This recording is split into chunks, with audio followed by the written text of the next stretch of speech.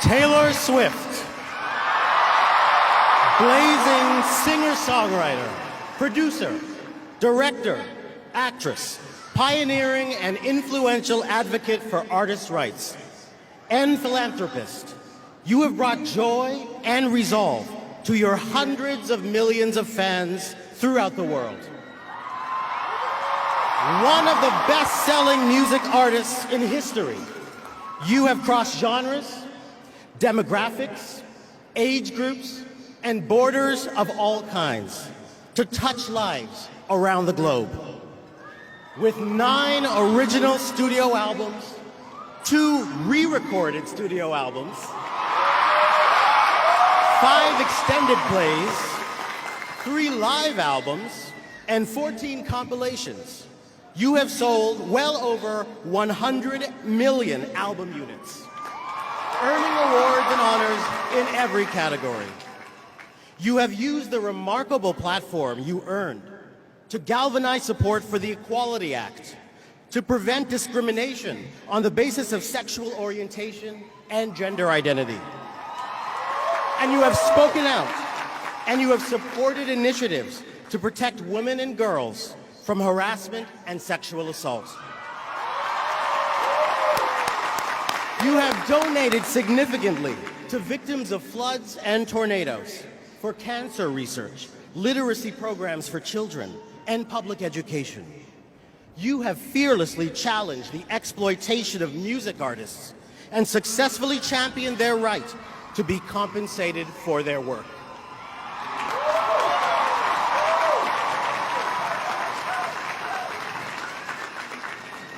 Taylor Swift.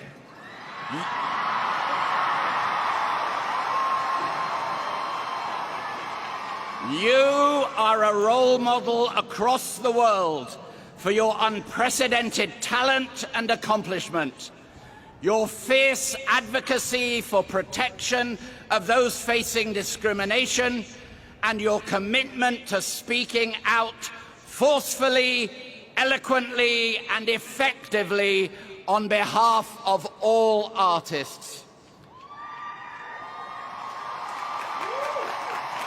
By virtue of the authority vested in me, I am pleased to confer upon you the degree of Doctor of Fine Arts, honoris causa.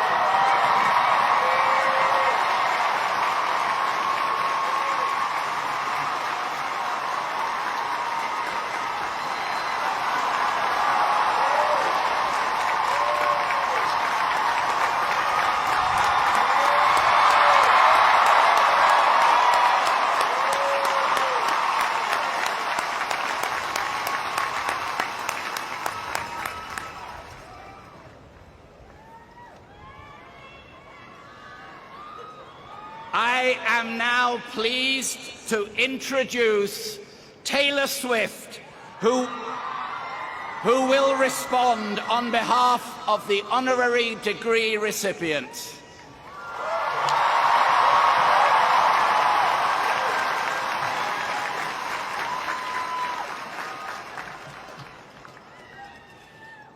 Hi, I'm Taylor.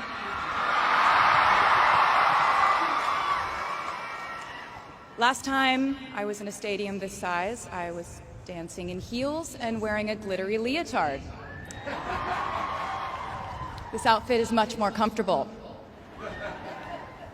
I would like to say a huge thank you to NYU's Chairman of the Board of Trustees, Bill Berkeley, and all the trustees and members of the board, NYU's President Andrew Hamilton, Provost Catherine Fleming, and the faculty and alumni here today who have made this day possible. I feel so proud to share this day with my fellow honorees, Susan Hockfield and Felix Matos Rodriguez, who humble me with the ways they improve our world with their work.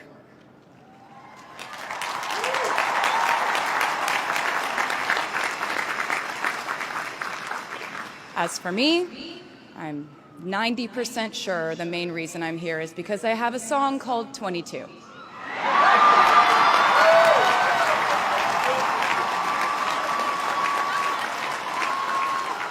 And let me just say, I am elated to be here with you today as we celebrate and graduate New York University's class of 2022.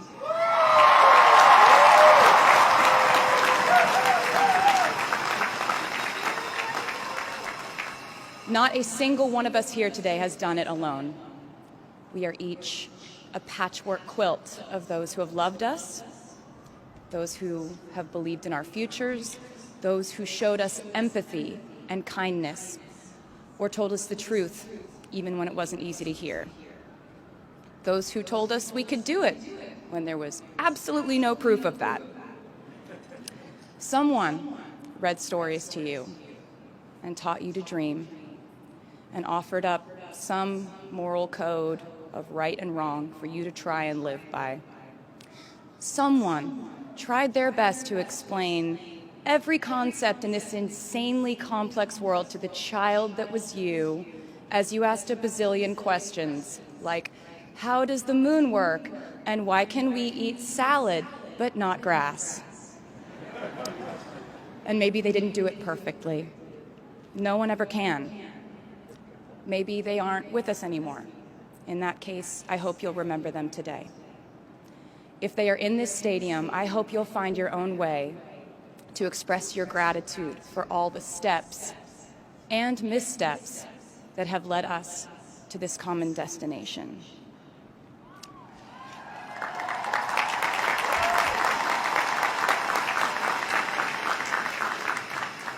I know that words are supposed to be my thing, but I will never be able to find the words to thank my mom and dad, my brother Austin, for the sacrifices they made every day so I could go from singing in coffee houses to standing up here with you all today, because no words would ever be enough.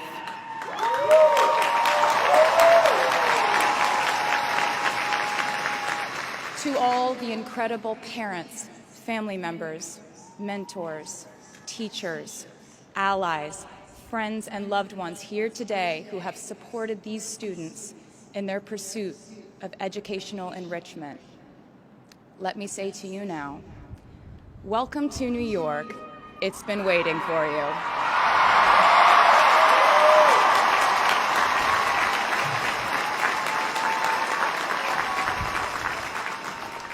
I'd like to thank NYU for making me, technically, on paper at least, a doctor.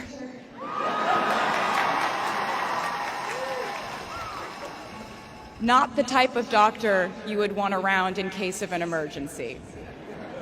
Unless your specific emergency was that you desperately needed to hear a song with a catchy hook and an intensely cathartic bridge section.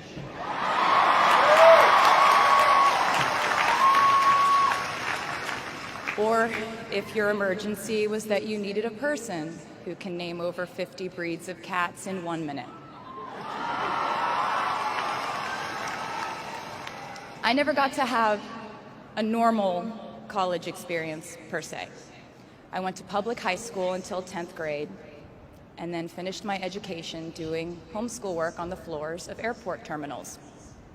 Then I went out on the road for radio tour, which sounds incredibly glamorous, but in reality, it consisted of a rental car, motels, and my mom and I pretending to have loud mother-daughter fights with each other during boarding so no one would want the empty seat between us on Southwest. As a kid, I always thought I would go away to college, imagining the posters I would hang on the wall of my freshman dorm. I even set the ending of my music video from my song Love Story at my fantasy imaginary college, where I meet a male model reading a book on the grass, and with one single glance, we realized we had been in love in our past lives. Which is exactly what you guys all experienced at some point in the last 4 years, right?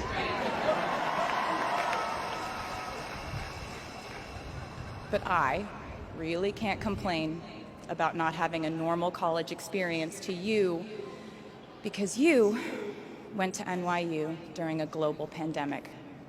being essentially locked into your dorms and having to do classes over Zoom. Everyone in college during normal times stresses about test scores. But on top of that, you also had to pass like 1,000 COVID tests. I imagine the idea of a normal college experience was all you wanted to. But in this case, you and I both learned that you don't always get all the things in the bag that you selected from the menu in the delivery service that is life. You get what you get.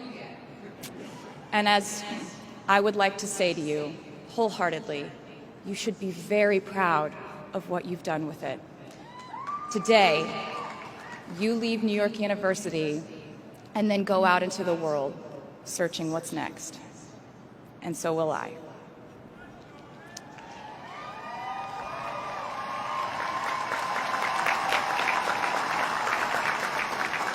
So as a rule, I try not to give anyone unsolicited advice unless they ask for it. I'll go into this more later. I guess I have been officially solicited in this situation to impart whatever wisdom I might have to tell you things that have helped me so far in my life. Please bear in mind that I in no way feel qualified to tell you what to do. You've worked and struggled and sacrificed and studied and dreamed your way here today. And so you know what you're doing. You'll do things differently than I did them and for different reasons. So I won't tell you what to do because no one likes that. I will, however, give you some life hacks I wish I knew when I was starting out my dreams of a career and navigating life, love, pressure, choices, shame, hope, and friendship. The first of which is, life can be heavy, especially if you try to carry it all at once. Part of growing up and moving into new chapters of your life is about catch and release. What I mean by that is knowing what things to keep and what things to release. You can't carry all things, all grudges, all updates on your ex, all enviable promotions your school bully got at the hedge fund his uncle started. Decide what is yours to hold and let the rest go. Oftentimes, the good things in your life are lighter anyway, so there's more room for them. One toxic relationship can outweigh so many wonderful, simple joys. You get to pick what your life has time and room for. Be discerning. Secondly, learn to live alongside cringe.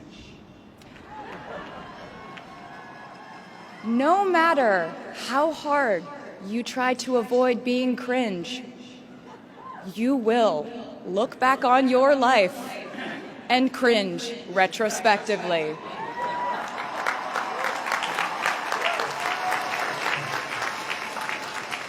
Cringe is unavoidable over a lifetime.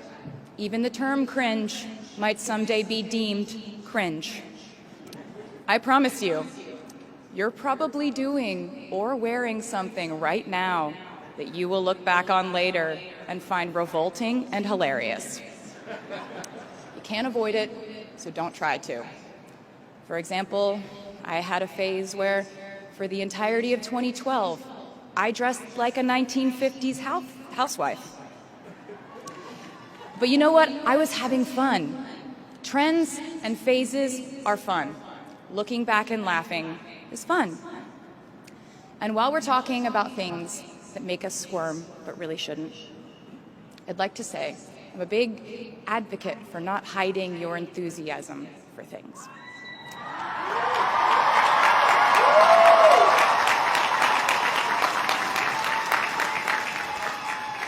It seems to me that there is a false stigma around eagerness in our culture of unbothered ambivalence. This outlook perpetuates the idea that it's not cool to want it. That people who don't try are fundamentally more chic than people who do. And I wouldn't know because I've been a lot of things, but I've never been an expert on chic. But I'm the one who's up here, so you have to listen to me when I say this. Never be ashamed of trying. Effortlessness is a myth. The people who wanted it the least were the ones I wanted to date and be friends with in high school. The people who want it the most are the people I now hire to work for my company.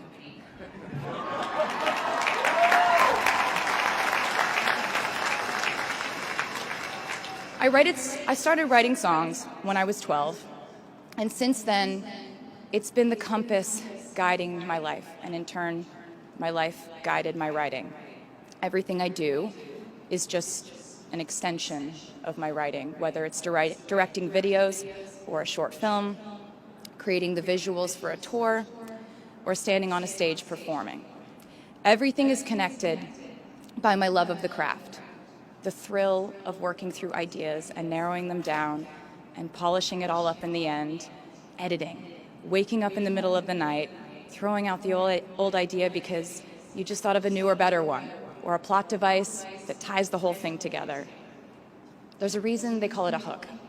Sometimes a string of words just ensnares me, and I can't focus on anything until it's been recorded or written down.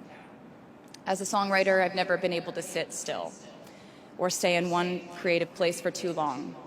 I've made and released 11 albums, and in the process, I've switched genre from country to pop to alternative to folk.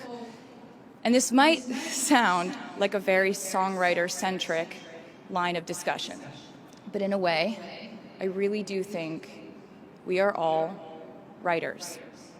And most of us write in a different voice for different situations. You write differently in your Instagram stories than you do your senior thesis. You send a different type of email to your boss than you do your best friend from home. We are all literary chameleons, and I think it's fascinating. It's just a continuation of the idea that we are so many things all the time. And I know it can be really overwhelming figuring out who to be and when, who you are now, and how to act in order to get where you want to go. I have some good news. It's totally up to you. I have some terrifying news. It's totally up to you. I said to you earlier that I don't ever offer advice unless someone asks me for it, and now I'll tell you why. As a person who started my very public career at the age of 15, it came with a price. And that price was years of unsolicited advice. Being the youngest person in every room for over a decade meant that I was constantly being issued warnings from older members of the music industry, media, interviewers, executives, and this advice often presented itself as thinly veiled warnings. See, I was a teenager at a time when our society was absolutely obsessed with the idea of having perfect young female role models. It felt like every interview I did included slight barbs by the interviewer about me one day running off the rails. And that meant a different thing to every person who said it to me. So I became a young adult while being fed the message that if I didn't make any mistakes, all the children of America would grow up to be perfect angels. However, if I did slip up, the entire earth would fall off its axis, and it would be entirely my fault, and I would go to pop star jail forever and ever.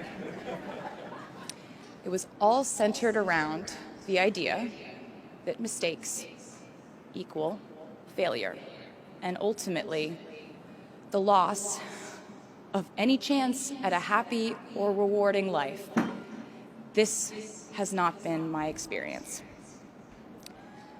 My experience has been that my mistakes led to the best things in my life. And being embarrassed when you mess up, it's part of the human experience. Getting back up, dusting yourself off, and seeing who still wants to hang out with you afterward and laugh about it, that's a gift. The times I was told no, or wasn't included, wasn't chosen, didn't win, didn't make the cut, looking back, it really feels like those moments were as important, if not more crucial, than the moments I was told yes. Not being invited to the parties and sleepovers in my hometown made me feel hopelessly lonely. But because I felt alone, I would sit in my room and write the songs that would get me a ticket somewhere else. Having label executives in Nashville tell me that only 35-year-old housewives listen to country music, and there was no place for a 13-year-old on their roster, made me cry in the car on the way home. But then I'd post my songs on my MySpace. And yes, MySpace. And I would message with other teenagers like me who loved country music, but just didn't have anyone singing from their perspective. Having journalists write in-depth, oftentimes critical pieces about who they perceived me to be made me feel like I was living in some weird simulation. But it also made me look inward to learn about who I actually am. Having the world treat my love life like a spectator sport in which I lose every single game was not a great way to date in my teens and 20s. But it taught me to protect my private life fiercely. Being publicly humiliated over and over again at a young age was excruciatingly painful, but it forced me to devalue the ridiculous notion of minute-by-minute, ever-fluctuating social relevance and likability.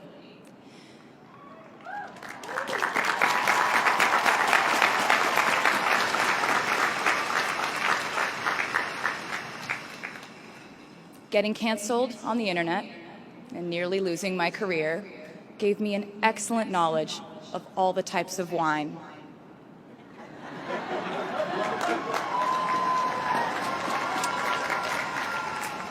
I know I sound like a consummate optimist, but I'm really not. I lose perspective all the time.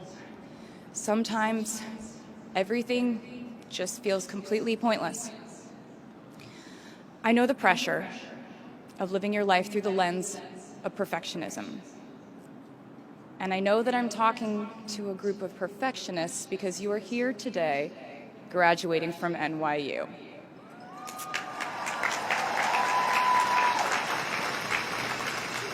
So this might be hard for you to hear. In your life, you will inevitably misspeak, trust the wrong person, underreact, overreact, hurt the people who didn't deserve it, overthink, not think at all, self-sabotage, create a reality where only your experience exists, ruin perfectly good moments for yourself and others, deny any wrongdoing, not take the steps to make it right, feel very guilty, let the guilt eat at you, hit rock bottom, finally address the pain you caused, try to do better next time, rinse, repeat.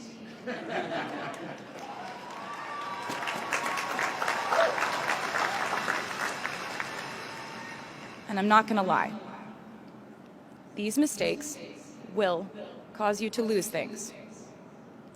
I'm trying to tell you that losing things doesn't just mean losing. A lot of the time, when we lose things, we gain things too. Now you leave the structure and framework of school and chart your own path. Every choice you make leads to the next choice, which leads to the next, and I know it's hard to know which path to take. There will be times in life where you need to stand up for yourself, times when the right thing is actually to back down and apologize, times when the right thing is to fight, times when the right thing is to turn and run. Times to hold on with all you have, and times to let go with grace.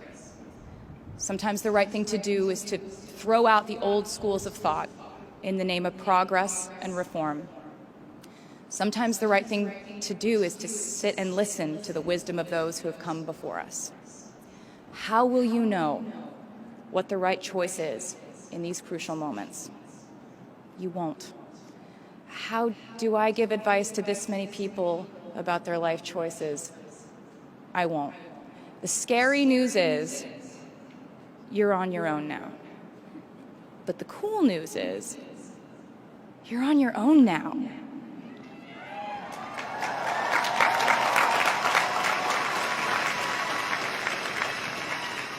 I leave you with this.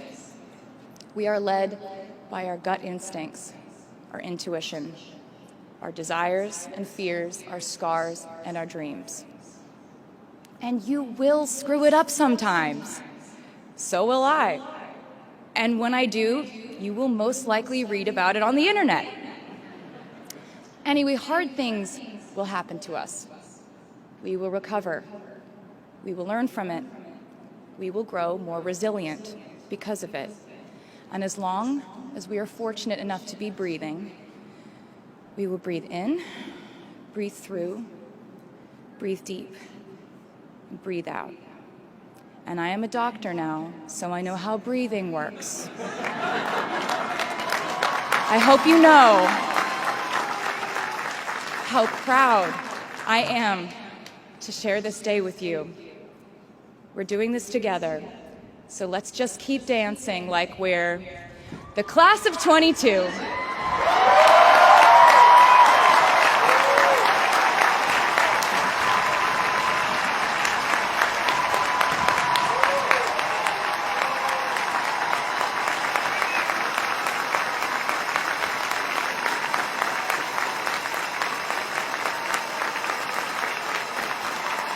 Please welcome the